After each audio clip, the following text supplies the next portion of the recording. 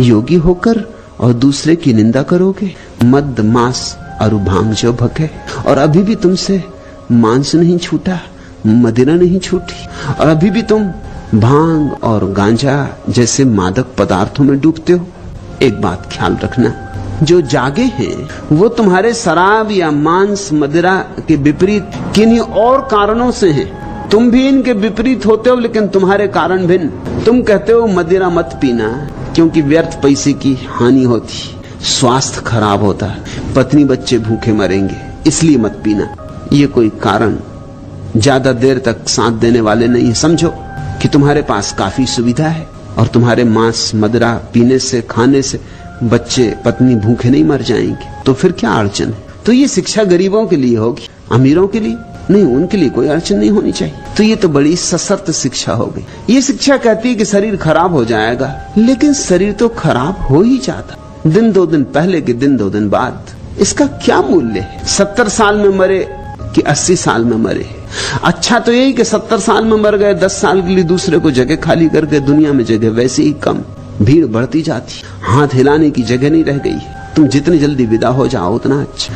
तो 10 साल ज्यादा जी गए, इससे कुछ दुनिया का हित नहीं, न मनुष्य जाति का कोई कल्याण। फिर 10 साल पहले मरे कि 10 साल बाद मरे, फर्क क्या पड़ता है? 10 साल और रह जाते, कुछ लोगों को और चूसते, कुछ और धन इकट्ठा करते, तिजोरी में कुछ और भरते, लोग तुमसे और परेशान होते, और क्या होता? और तुम्हारी जिंदगी थी ही क्या? कोई तुक तो था नहीं, कोई संगति थी नहीं, कोई संगीत था नहीं। लंबा जी के भी क्या करोगे? ये तर्क कोई काम नहीं आने वाले। और फिर ये तर्क सही भी नहीं, क्योंकि शराब पीने वाले भी लंबे जीते देखे जाते, शराबी जल्दी नहीं मरते। अगर जल्दी मरना और देर से मरना यही प्रमाणिक हो तो बड़ी अड़चन हो जाएगी। शंकराचार्य 33 साल में मर गए, इसका क्या ये अर्थ होगा कि धर्म से सावधान? विवेकानंद 34 साल में मर गए, इसका क्या अर्थ होगा? इसका अर्थ ये होगा कि भाई बचना, धर्म इत्यादि में मत लगना। देखिए विवेकानंद की क्या गति हुई, देखा शंकराचार्य बेचारे अभी होते होते जवान विदा हो गए। इस तरह कुछ उम्र नहीं बांटी जाती। मोरारजी देसाई को अभी किसी ने पूछा बीबीसी के इंटरव्यू में कि आप चर्चिल के संबंध में क्या कहते हैं, क्योंकि वो तो खूब पीता था, सिगरेट भी, शराब भी, मांस भी, ब्रह्म मुहूर्त में कभी उठता ही नहीं था, 9 और 10 बजे के पहले नहीं उठता था, लेकिन जिया तो खूब। तो मोरारजी देसाई ने कहा कि वह अपवाद है, और मोरारजी देसाई सोचते हैं कि वो जो लंबा जी रहे हैं वो जीवन जल पीने की वजह से, और चर्चिल अपवाद है। मैंने सुना मुल्ला नसरुद्दीन 80 वर्ष का हो गया था, लेकिन अभी भी तैराकी में प्रथम आता था। तो पत्रकार उसके घर गए, जन्मदिन उसका मनाया जा रहा था 80वां। उन्होंने पूछा कि 80 वर्ष के तुम हो गए हो, तुम्हारा राज क्या है? तुम कैसे अब तक प्रथम तैराक, जवान भी तुमसे हार जाते? तो उसने कहा चूंकि मैंने कभी शराब नहीं पी, मांस नहीं खाया, स्त्रियों के पीछे नहीं भागा भटका, मैं किसी व्यसन में रहा ही नहीं, इस कारण। चमत्कृत हुए लोग जो पूछने आए थे। लेकिन तभी मुल्ला ने कहा लेकिन इससे बहुत विचार में मत पड़ो, मैं कुछ भी नहीं हूं, मेरे पिता 100 साल के हो गए, मगर घुड़सवारी में उनका कोई मुकाबला नहीं, मैं भी घुड़सवारी में उनका मुकाबला नहीं कर पाता, जवान से जवान नहीं कर पाता। और वे शराब भी पीते, क्षमा करना। मुल्ला ने कहा वो शराब भी पीते, मांस भी खाते। तो पत्रकारों ने कहा हम तुम्हारे पिताजी को मिलना चाहते। ये तो बड़ी हैरानी की बात है कि शराब भी पीते, मांस भी खाते, 100 साल के हो गए, घुड़सवारी में कोई मुकाबला नहीं कर सकता। तुम्हारा परिवार तो बड़ा अद्भुत मालूम होता है। पिताजी कहाँ हैं? उनके हम दर्शन करना चाहते। मुल्ला नसरुद्दीन का ये नहीं हो सकेगा, क्योंकि पिताजी गए हैं मेरे दादा की बारात में। की बारात? तो मुल्ला ने कहा हाँ मजबूरी थी। तुम्हारे दादाजी विवाह कर रहे हैं? उन लोगों ने पूछा। मुल्ला ने कहा कर नहीं रहे, करना पड़ रहा है, स्त्री गर्भवती हो गई। दादाजी की उम्र कितनी है? 120 साल। क्या हिसाब लगाओ, कैसे हिसाब लगाओ? शराब पीने वाले खूब जीते। तुम इस तरह के तर्क देके किसी की शराब पीने से उसे नहीं बचा सकते। ये तर्क थोथे, इन तर्कों में कोई बल नहीं। इसलिए तर्क चलते रहते हैं और लोग शराब पीते रहते हैं, सिगरेट पीते रहते हैं, मांस खाते रहते हैं, सब चलता रहता है। ये तर्क भी चलते रहते हैं और बाकी सब भी चलता रहता है। इन तर्कों में और उनके जीवन व्यवहार में कोई संबंध कभी निर्मित नहीं होता। जब बुद्ध पुरुष कहते हैं, गोरख जैसे पुरुष कहते हैं कि मत पियो शराब, तो उनके कारण बहुत अन्य। इसलिए नहीं कि तुम ज्यादा जी लोगे, ज्यादा जी के क्या करोगे, जीने में मूल्य ही क्या। इसलिए भी नहीं कि स्वास्थ्य अच्छा रहेगा, स्वास्थ्य का कोई आध्यात्मिक मूल्य थोड़ी है। रुग्ण व्यक्ति भी परमात्मा को पा सकता है, और स्वस्थ व्यक्ति हो सकता है इसलिए परमात्मा को ना पा सके कि स्वास्थ्य के कारण संसार में उलझा रहता। कि अभी तो मैं स्वस्थ, कर लेंगे राम का स्मरण अंत में, अभी तो भोग लें, 4 दिन की जिंदगी है, अभी तो मजा कर लें।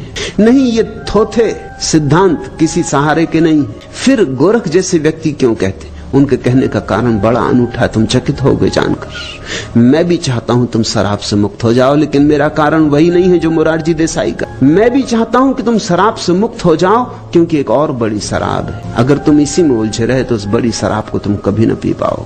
मैं तुम्हें असली मधुशाला में ले चलना चाहता हूं, इसलिए झूठी मधुशाला से छुड़ाना चाहता हूं। परमात्मा शराब है, और ऐसी शराब कि जिसने पी सदा के लिए पी ली, और ऐसी बेहोशी कि आई तो आई, और ऐसी बेखुदी कि फिर कभी टूटती नहीं। ये तो तुम जो बाजार से खरीद के पी लेते हो, ये तो सांझ पी लोगे, सुबह टूट जाएगी, फिर वही के वही, फिर वही बेचैनी, फिर वही तनाव, फिर वही चिंताएं।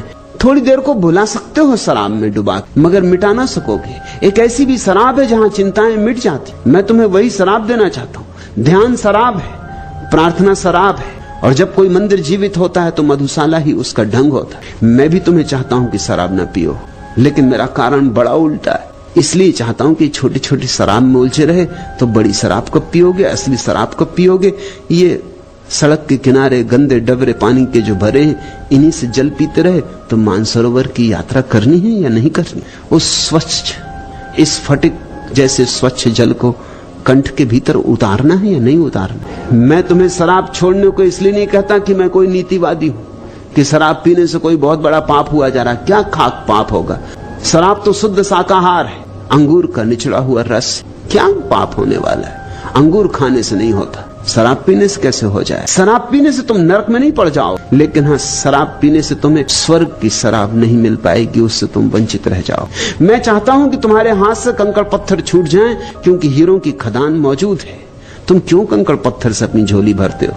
मोरारजी देसाई और मेरे वक्तव्य में जमीन आसमान का भेद। उनकी दुश्मनी है तुम्हारे कंकड़ पत्थरों। वो कहते हैं छोड़ो कंकड़ पत्थर बुरे।